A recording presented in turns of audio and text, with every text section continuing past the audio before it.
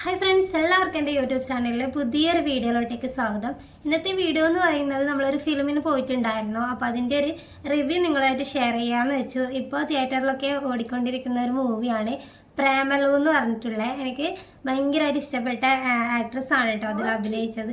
അപ്പോൾ അതാണ് ഞാനത് കാണാൻ പോയത്.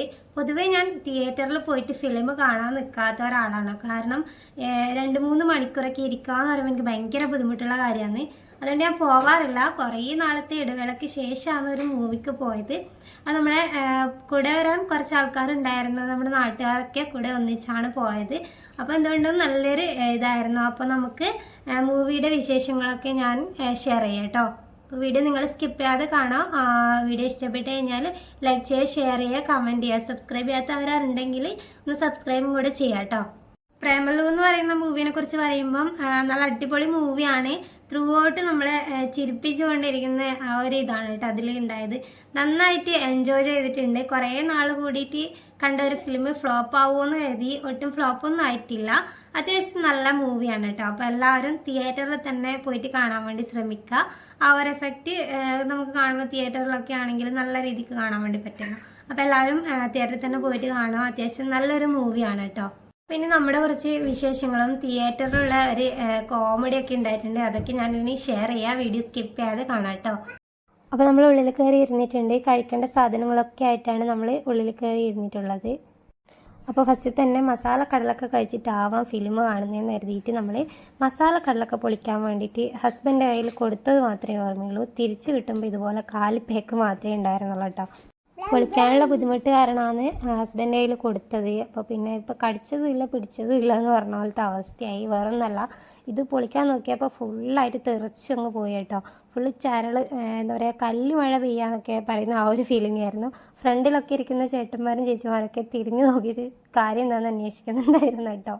ഇത്രയും വലിയ ഗതികെട്ടവൻ ഈ ലോകത്ത് വേറെ ആരെങ്കിലും ഉണ്ടാവും എൻ്റെ കർത്താവേ.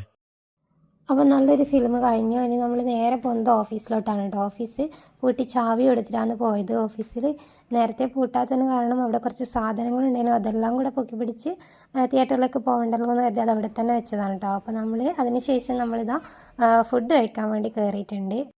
നല്ല വിശപ്പുണ്ടായിരുന്നു കേട്ടോ. അപ്പോൾ നമ്മൾ ഇതാ ഫുഡ് കഴിക്കാൻ വേണ്ടിയിട്ട് കയറി ഇരുന്നിട്ടുണ്ട്. ഓർഡർ ചെയ്യാൻ കേട്ടോ.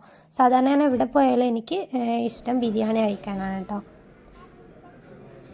അപ്പോൾ അത് അൻഷു ബേബിക്കും അതിൻ്റെ റൈസ് ഭയങ്കര ഇഷ്ടമാണ്. അതുകൊണ്ട് ഞാൻ അവനും നമുക്കൊക്കെ കഴിക്കാൻ പറ്റിയ ഫുഡുമാണല്ലോ നമ്മൾ ഓർഡർ ചെയ്യുന്നത്. പിന്നെ അതിൻ്റെ റൈസ് ഭയങ്കര ഇഷ്ടമാണ് കേട്ടോ ആൾക്ക്.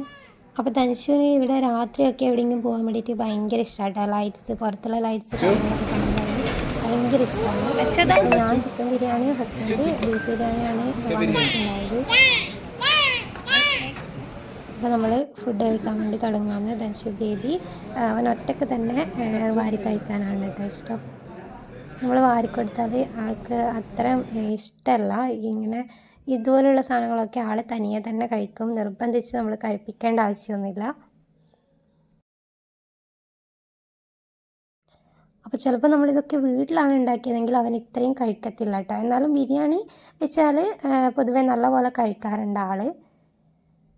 അപ്പോൾ പുറത്തേക്ക് നമ്മൾ എവിടെ പോയി എന്ത് ഫുഡ് കഴിക്കുകയാണെങ്കിലും ആൾ തനിയെ ഇതുപോലെ വാരി കഴിക്കും കേട്ടോ. അപ്പോൾ ഇതുപോലുള്ള കുട്ടികളൊക്കെയുള്ള അമ്മമാരൊന്ന് കമൻ്റായിട്ട് അറിയിക്കാം കേട്ടോ. പുറത്ത് പോയാൽ ടോട്ടലി ഇവർ സ്വഭാവം ഒന്ന് ഏറെക്കുറെ ചേഞ്ച് ആവാറുണ്ടല്ലോ. അതായത് ചിലപ്പോൾ നമ്മൾ വീട്ടിൽ നിന്ന് എന്തെങ്കിലും സാധനം കൊടുക്കുകയാണെങ്കിൽ ചിലപ്പോൾ അവരത് എന്ത് കാണിച്ചാലും കഴിക്കില്ല. നേരെ മറിച്ച് അത് പുറത്ത് എവിടെയെങ്കിലും വീട്ടിലോ അല്ലെങ്കിൽ വേറെ എവിടെയും വെച്ച് കഴിക്കാൻ കിട്ടുകയാണെങ്കിൽ അവരത് കഴിക്കും. അങ്ങനെയുള്ള എക്സ്പീരിയൻസ് ഒക്കെ ഉണ്ടെങ്കിൽ നിങ്ങൾ തീർച്ചയായും അതൊന്ന് കമൻ്റായിട്ട് അറിയിക്കണേ. അതൊന്ന് അറിഞ്ഞിരിക്കാൻ വേണ്ടി കേട്ടോ. ഇന്നത്തെ വീഡിയോ വൈൻഡപ്പ് ചെയ്യാം. ബൈ.